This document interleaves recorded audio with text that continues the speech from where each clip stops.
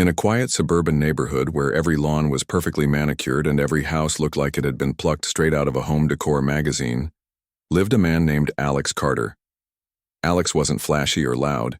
He was the kind of person who preferred to keep to himself, working hard during the week and spending his weekends tinkering with projects around the house. He had always dreamed of owning a home with a backyard big enough for a pool, and after years of saving, he finally made that dream come true. The house he bought wasn't extravagant. It was modest, cozy, and just right for him. But the crown jewel of the property was the in-ground pool tucked away in the backyard. It sparkled under the sun, inviting anyone who saw it to dive right in. At first, everything seemed perfect. Alex loved his new home, and the neighborhood appeared friendly enough. His neighbors greeted him warmly when they passed by, and the streets were lined with kids riding bikes and families taking evening strolls. But beneath the surface of this picturesque community lurked something Alex hadn't anticipated: the Homeowners Association, or HOA. This group of residents governed nearly every aspect of life in the neighborhood, from the color of front doors to the type of plants allowed in gardens. And at the helm of this organization was Karen Thompson, a woman whose reputation preceded her. Karen was known throughout the neighborhood as someone who took her role on the HOA board very seriously, perhaps too seriously. She patrolled the streets like a watchdog, clipboard in hand, ready to pounce on anyone who dared break even the smallest rule. Mailboxes painted the wrong shade? Fine. Holiday lights left up past January 15th? Another fine. Some people joked that Karen probably measured the grass blades to make sure they weren't too long. While others brushed these stories off as exaggerations, Alex tried to stay out of her way. After all, he just wanted to enjoy his new home, without drama. For the first few weeks, Alex managed to fly under Karen's radar. He spent most of his time unpacking boxes, setting up his workshop, and testing out the pool. On sunny afternoons, he'd grab a cold drink, float lazily in the water, and think about how lucky he was to have found such a great place. But little did he know, trouble was brewing. One Saturday morning, as Alex lounged by the pool reading a book, he noticed movement near his fence. At first, he thought it might be one of his neighbors walking their dog. But then he realized it was Karen. She stood there, staring at him with an expression that could only be described as disapproving. Alex froze, unsure of what to do. Had he done something wrong? Before he could say anything, Karen marched over to the fence and peered down at him. Her voice cut through the peaceful afternoon like a knife. "Do you realize you're violating rule number 47B?" she asked sharply, holding up her clipboard as if it were evidence in a court case. Alex blinked, confused. "What are you talking about?" he replied, sitting up on his float. Karen didn't miss a beat. "The HOA guidelines clearly state that pools may only be used during designated community hours, which are from 10 a.m. to 6 p.m., she explained, her tone dripping with authority. "You're using your pool outside of those hours, and that's a violation." Alex couldn't believe what he was hearing. "This is my pool," he said firmly. "I paid for it. It's on my private property. How can there possibly be rules about when I can use it?" But Karen wasn't swayed. She flipped through the pages of her clipboard, pointing out the exact wording of the rule. According to the HOA agreement, any feature visible from public spaces, including pools, had to adhere to certain aesthetic standards and usage restrictions to maintain the neighborhood's uniform appearance. In Karen's mind, allowing residents to use their pools whenever they pleased would disrupt the harmony of the community. Alex argued that the rule was ridiculous, but Karen simply shrugged. "Rules are rules," she said before turning on her heel and walking away. That evening, Alex stewed over the encounter. He couldn't understand why someone would care so much about when he swam in his own pool. Sure, he understood the need for basic guidelines to keep the neighborhood looking nice, but this felt like overreach. Still, he decided not to make a fuss. Maybe Karen would forget about it and things would go back to normal. But 2 days later, an official letter arrived in the mail. It was from the HOA, informing Alex that he owed a $500 fine for unauthorized pool use. The amount shocked him, but what bothered him more was the principle behind it. Why should he be penalized for enjoying something he worked so hard to afford? Despite his frustration, Alex reluctantly paid the fine. He didn't want to cause trouble or risk further penalties, but deep down he knew this wasn't the end. Something about Karen's attitude and the HOA's absurd rules didn't sit right with him. As he sat by the pool that night staring at the water reflecting the moonlight, an idea began to form in his mind. If the HOA wanted to treat his pool like a communal resource, then maybe it was time to give them exactly what they wanted, or rather, what they didn't expect. Little did Alex know, his plan would soon send shockwaves through the entire neighborhood. The letter from the HOA arrived on a Tuesday morning, slipped neatly into Alex's mailbox alongside bills and grocery store flyers. At first glance, it looked like just another piece of junk mail, until he opened it. The bold red font at the E top screamed violation notice, and beneath it was a detailed explanation of his offense: unauthorized use of a private pool outside designated community hours. To make matters worse, the fine listed below was staggering: $500. Alex stared at the paper, his jaw tightening as disbelief turned into anger. How could they do this? It was his pool, on his property, paid for with his money. Yet here he was, being treated like some sort of criminal. Alex spent the rest of the day replaying the events in his mind. He thought about Karen's smug expression when she confronted him by the fence, her clipboard poised like a weapon. She had acted as though she were enforcing some grand moral code instead of nitpicking over something as trivial as swimming times. The more Alex dwelled on it, the angrier he became. But anger alone wouldn't solve anything. He needed a plan, a way to push back without escalating things too far. After all, he didn't want to alienate his neighbors or give Karen even more ammunition against him. That evening, Alex sat at his kitchen table staring at the violation notice while sipping a cup of coffee. His eyes drifted to the stack of HOA guidelines he'd been given when he moved in. Reluctantly, he flipped through them, scanning the pages for any mention of rule number 47B. Sure enough, there it was, buried among dozens of other rules that seemed equally ridiculous. According to the document, pools visible from public spaces, which technically included his backyard fence, were considered part of the neighborhood's aesthetic appeal, and therefore subject to regulation. The rule went on to specify that residents could only use their pools during approved hours to avoid creating disruptions. Alex shook his head in disbelief. Disruptions? What exactly was disruptive about someone swimming in their own pool? Was the sound of splashing water really going to ruin the neighborhood's charm? He couldn't help but laugh bitterly at the absurdity of it all. Still, laughing wouldn't get him anywhere. If he wanted to fight back, he needed to be smart and creative. Over the next few days, Alex began brainstorming ideas. At first, he considered writing a formal complaint to the HOA board, outlining why Rule Number 47B was unfair and unnecessary. But deep down, he knew that approach wouldn't work. Karen and her cronies would likely dismiss his concerns without a second thought. No, if he wanted to send a message, he needed to think bigger. Something bold enough to grab everyone's attention, yet subtle enough to avoid outright conflict. Then it hit him, one night as he lay awake staring at the ceiling. What if he took away what Karen cared about most? Control.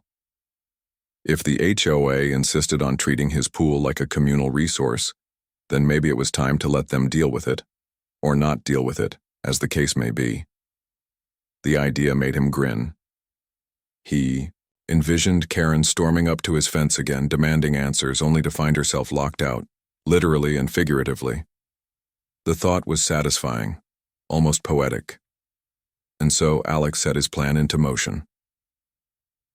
The following weekend, Alex headed to the hardware store and purchased materials for his project. He bought a heavy-duty metal gate, complete with a sturdy lock, along with a few decorative touches to give it a polished look. Back at home, he got to work installing the gate around the pool area. It wasn't easy, digging post holes and securing. The frame required more effort than he'd anticipated, but by Sunday afternoon the job was done. The gate stood tall and imposing, blocking access to the pool entirely. As a final touch, Alex added a sign that read, "Private property, authorized personnel only." But Alex wasn't finished yet. To drive his point home, he dragged an old RV he'd inherited from a relative into the backyard and parked it directly in front of the gate. The vehicle was rusty and worn, its paint peeling in places, but it served its purpose perfectly. Now, anyone who tried to approach the pool would have to contend with both the locked gate and the massive obstacle blocking their path. Satisfied with his handiwork, Alex stepped back to admire his creation. It was absurd, yes, but also undeniably effective. Word of Alex's action spread quickly through the neighborhood. Neighbors peeked over fences and whispered to one another, trying to figure out what he was up to. Some found it amusing, others thought it was excessive. Karen, however, wasted no time confronting him. On Monday morning, she marched straight to his house, her face flushed with indignation. "What is the meaning of this?" she demanded, gesturing wildly at the barricaded pool. Her voice carried across the yard, loud enough for nearby residents to hear. Alex met her gaze calmly, unfazed by her theatrics. "If the HOA considers my pool a shared responsibility," he said evenly, "then I figured you'd want full oversight of it.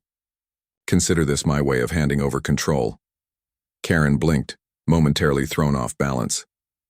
"This is ridiculous," she snapped. "You can't just block off your pool like this. It's a violation of HOA standards." Alex raised an eyebrow. "Oh? Which rule does this break exactly?" he asked, feigning curiosity. Karen hesitated, flipping through her clipboard as if searching for a loophole. When she couldn't find one, her frustration grew. "This isn't about specific rules," she said finally. "It's about common sense. You're deliberately causing chaos." "Am I?" Alex replied, his tone light but pointed. "Or am I simply responding to how the HOA chooses to govern private property? If you don't like what I've done, perhaps it's time to reconsider the rules themselves." With that, he turned and walked back inside, leaving Karen fuming on his doorstep. As the days passed, the situation became a hot topic of conversation throughout the neighborhood. Some residents sided with Karen, calling Alex stubborn and unreasonable. Others, however, began to question whether the HOA's rules were truly fair or necessary. For years, people had accepted Karen's authority without challenge, but now cracks were starting to show in her carefully constructed regime. Little did Alex know, his act of defiance would soon spark a much larger movement, one that would change the dynamics of the entire community. The barricaded pool quickly became the talk of the neighborhood. Neighbors who rarely interacted with one another suddenly found themselves chatting over fences, exchanging opinions about Alex's bold move. Some thought it was hilarious, a clever way to expose the absurdity of the HOA's rules. Others were less amused, calling it an overreaction that disrupted the harmony of the community. Either way, everyone had something to say, and the buzz grew louder with each passing day. Karen, meanwhile, was livid. She couldn't believe Alex had gone so far as to lock up his own pool and park an old RV in front of it. To her, this wasn't just a personal affront, it was a direct challenge to her authority. For years, she had prided herself on maintaining order in the neighborhood, ensuring that every blade of grass and shade of paint adhered to the HOA's meticulous standards. Now her carefully curated world was unraveling right before her eyes, and it was all because of one man's refusal to play by the rules. Determined to regain control, Karen decided to take matters into her own hands. She called an emergency meeting of the HOA board, demanding they address the situation immediately. The board members, most of whom were reluctant participants in Karen's crusade, gathered at her house one evening to discuss the issue. Karen paced back and forth in her living room, her voice rising with every sentence. "We can't let him get away with this," she insisted. "If we don't act now, others will start thinking they can do whatever they want. Next thing you know, people will be painting their houses neon colors or letting their lawns grow wild." The other board members exchanged nervous glances. While they agreed that Alex's actions were unusual, none of them seemed particularly eager to escalate the conflict. One member, a soft-spoken woman named Linda, ventured to speak up. Maybe we should try talking to him again, she suggested cautiously. You know, explain why the rules are important and see if we can reach a compromise. Karen scoffed at the idea. Compromise? With someone who deliberately defies the HOA? That's not how things work around here. But Linda persisted. I'm just saying maybe there's a middle ground. People are starting to talk, Karen. Not everyone agrees with how strictly we enforce these rules. Her words struck a nerve. Karen knew Linda was right. Rumors were spreading, and not all of them were favorable to the HOA. Still, she refused to back down. Instead, she proposed a different solution. Send Alex another letter, this time threatening legal action if he didn't remove the gate and RV within 48 hours. The rest of the board reluctantly agreed, though several members left the meeting looking uneasy. Meanwhile, Alex remained unfazed by the growing tension. In fact, he was enjoying the attention his stunt had generated. Every time he stepped outside, he noticed neighbors glancing curiously at the barricaded pool, some even stopping to chat. One afternoon, a young couple from across the street approached him while he was working in his garden. Hey, Alex, the husband said with a grin. Mind if we ask what inspired the fortress around your pool? Alex chuckled.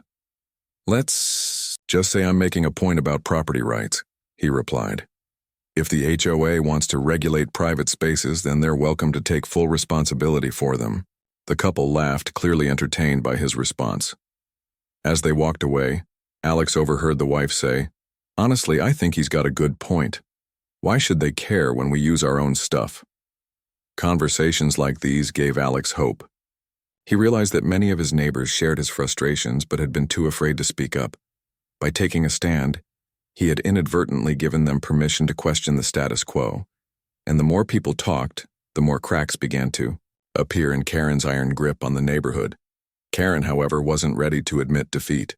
When the deadline for Alex's compliance came and went without any changes, she followed through on her threat and sent him a formal notice of intent to pursue legal action. This time, the letter arrived via certified mail, adding a layer of intimidation meant to pressure him into submission. But Alex wasn't intimidated. If anything, the escalation only strengthened his resolve. That evening, Alex sat at his kitchen table, rereading the notice with a mixture of amusement and determination. He knew Karen was trying to bully him into backing down, but he also knew she was running out of options. Legal action would be expensive and time-consuming, not to mention risky, given the questionable nature of Rule Number 47B. More importantly, it would draw even more attention to the issue, potentially embarrassing the HOA in the process. Feeling confident, Alex decided to take his campaign to the next level. He drafted a letter of his own, addressed to all the homeowners in the neighborhood.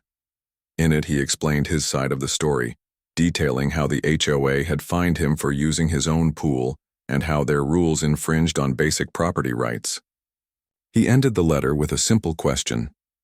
Do you really want to live in a community where your freedom is dictated by unnecessary regulations? The following morning, Alex printed copies of the letter and slipped them into his neighbors' mailboxes. Within hours, the reaction was palpable. Some residents thanked him for speaking out, admitting they'd long felt stifled by the HOA's micromanagement. Others remained hesitant, worried about rocking the boat. But one thing was clear. Alex's message had struck a chord. Karen, of course, was furious when she learned about the letter. She saw it as a betrayal, an attempt to turn the neighborhood against her. In retaliation, she doubled down on her efforts to discredit Alex, spreading rumors that he was selfish and divisive. But her tactics backfired. Instead of rallying support for her cause, they only fueled further skepticism about the HOA's motives. As the days turned into weeks, the atmosphere in the neighborhood shifted. What had started as a personal dispute between Alex and Karen had evolved into a broader conversation about fairness, autonomy, and the role of the HOA. For the first time in years, residents began questioning whether the rules they'd blindly followed actually made sense, or if they were simply relics of Karen's obsessive need for control.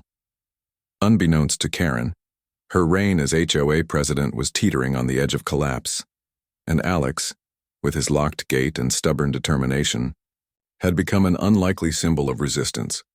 a reminder that sometimes standing up for yourself can inspire others to do the same. The tension in the neighborhood reached a boiling point as Alex's letter made its way into every mailbox. It wasn't just the words themselves that sparked a reaction, it was the tone. Alex had written it carefully, balancing humor with sincerity, and framing his argument in a way that resonated with people. He didn't come across as angry or bitter. Instead, he sounded like someone who simply wanted fairness. And fairness, it turned out, was something many residents craved but had been too afraid to demand. At first, Karen tried to downplay the impact of Alex's message. She dismissed it as misinformation during her daily walks around the block, telling anyone who would listen that Alex was exaggerating the situation to make the HOA look bad. But her attempts to discredit him only drew more attention to the issue. Neighbors began asking questions they'd never dared to voice before. Why did the HOA regulate private pools? Who decided what constituted aesthetic consistency? And most importantly, why were they paying dues to enforce rules that seemed arbitrary at best? One evening, as the sun dipped below the horizon and cast long shadows across the streets, a group of neighbors gathered on a quiet cul-de-sac to discuss the growing unrest. Among them was Linda, the soft-spoken board member who had previously suggested compromise. She had grown increasingly uncomfortable with Karen's leadership style and saw this as an opportunity to push for change. "We can't keep ignoring how people feel," she said, glancing around at the small crowd. "If we don't address these concerns, we're going to lose trust not just from Alex but from everyone." Her comment struck a chord. Others nodded in agreement, sharing their own frustrations about the HOA's rigid enforcement of trivial rules.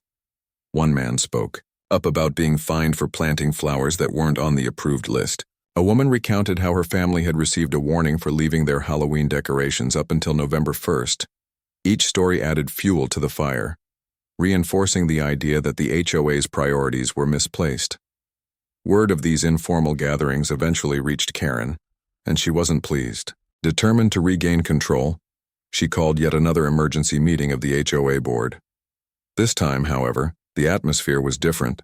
Instead of nodding along with her suggestions, several members pushed back, citing feedback they'd received from residents. Even those who had previously supported Karen seemed hesitant to side with her outright. The tide was turning, and she could feel it slipping through her fingers. During the meeting, tempers flared.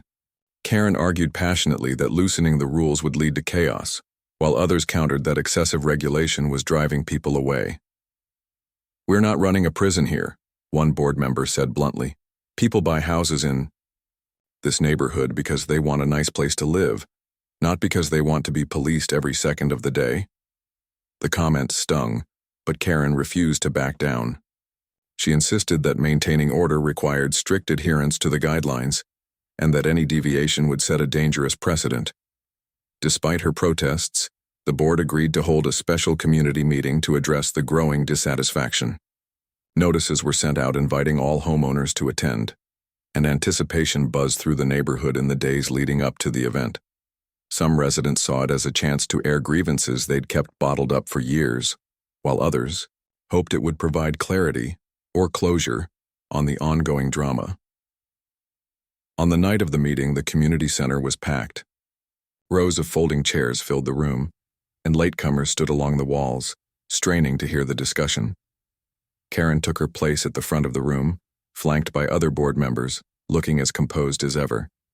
But her confidence wavered when Alex walked in, greeted by murmurs of support from several attendees. He sat near the back, arms crossed, watching silently as the proceedings began. Karen opened the meeting with a prepared statement, defending the HOA's mission and emphasizing the importance of uniformity in preserving property values. Her speech was polished, but it lacked warmth, and it quickly became clear that few people were buying what she was selling. As soon as she finished, hands shot up across the room, eager to respond. One neighbor after another stepped up to the microphone, voicing their concerns. Some focused on specific rules they found unreasonable, like the restrictions on pool usage or holiday decorations. Others spoke more broadly about the need for balance between regulation and personal freedom. A retired teacher named Margaret summed it up perfectly. I love living here, but I don't want to feel like I'm living under a microscope. We should be able to enjoy our homes without constantly worrying about breaking some obscure rule. The highlight of the evening came when Alex finally spoke. He rose from his seat and approached the microphone, drawing curious stares from the crowd. For a moment, he stood silently, letting the weight of the moment sink in. Then, in a calm and measured voice, he addressed the room. When I bought my house, I thought I was joining a community, not signing up for a dictatorship, he began. I understand the value of keeping things neat and tidy, but at what cost? Is it worth sacrificing our individuality and autonomy? His words struck a nerve. Heads nodded in agreement, and a few people even clapped softly. When he finished speaking, the room erupted into applause, a rare occurrence at HOA meetings. Karen looked visibly rattled, her usual composure cracking under the pressure. By the end of the meeting, it was clear that change was inevitable. The board agreed to revisit certain rules, including the controversial pool regulation, and promised to involve residents in future decision-making processes. While Karen tried to maintain her authority, her influence was waning. Several board members privately admitted they no longer supported her hardline approach, and whispers of replacing her as president began circulating. For Alex, the outcome was bittersweet. He hadn't set out to dismantle the HOA or overthrow Karen. He simply wanted to use his pool without interference.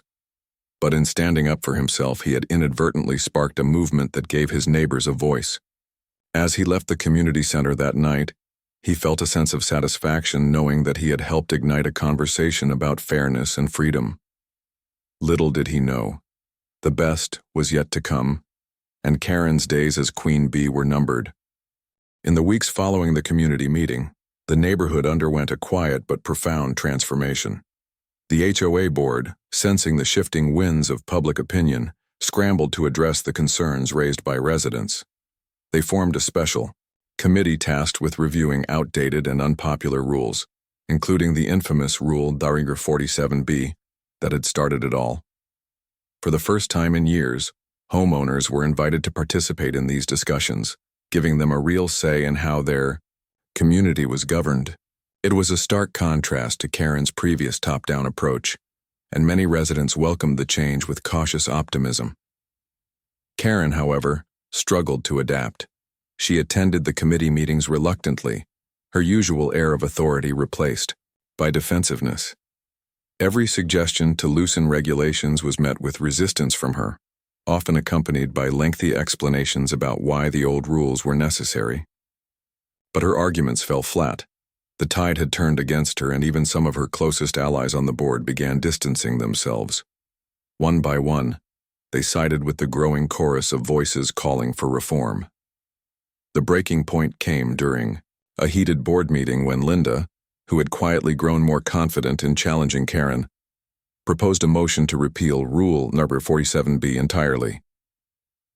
"This rule has caused nothing but trouble," she said firmly, glancing around the table. "It doesn't make sense to regulate private pools like this. Let's focus on things that actually matter, like safety and infrastructure." To everyone's surprise, the motion passed unanimously, with not a single vote in favor of keeping the rule. Even Karen abstained, knowing full well that opposing the measure would only further isolate her. With Rule number 47B officially off the books, Alex wasted no time reclaiming his pool. He dismantled the heavy gate he'd installed, rolled the rusty RV back into storage, and cleaned up the area. It felt good to restore his backyard to its original state, though he couldn't help but smile at the memory of the chaos he'd unleashed. Neighbors stopped by to congratulate him, some jokingly asking if they could borrow the RV for their own acts of rebellion. Alex laughed along with them, grateful for the support, and relieved that the ordeal was finally over. But the changes didn't stop there. Emboldened by their success in repealing Rule number 47B, residents began scrutinizing other aspects of the HOA's governance. Holiday decoration restrictions were loosened, allowing families to celebrate without fear of fines. The list of approved mailbox colors expanded, much to the delight of creative homeowners. Perhaps most significantly, The HOA agreed to allocate funds toward fixing long-neglected issues like potholes and broken streetlights, problems that had been overshadowed by Karen's obsession with aesthetics. As the neighborhood embraced this new era of collaboration, Karen found herself increasingly marginalized. Her once unshakable grip on power had weakened to the point of irrelevance. At the next annual HOA election, she announced her decision not to run for another term as president. In her resignation speech, delivered to a sparsely attended gathering, she claimed she was stepping down to spend more time with family. Few believed her, but no one argued. Her departure marked the end of an era, one defined by rigid control and petty enforcement. Linda was elected as the new HOA president, a role she approached with humility and transparency. Under her leadership, the organization shifted its focus, from micromanagement to fostering a sense of community. Monthly meetings became less formal and more inclusive, encouraging open dialogue between residents and board members. The atmosphere improved dramatically, with neighbors feeling more connected than ever before. For Alex, life returned to normal, but with a renewed appreciation for his home and community.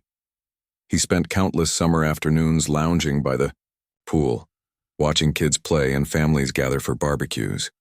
Gone were the days of worrying about arbitrary fines or intrusive inspections. Instead, he enjoyed the simple pleasure of living in a place where people respected each other's freedom while still caring for the neighborhood as a whole.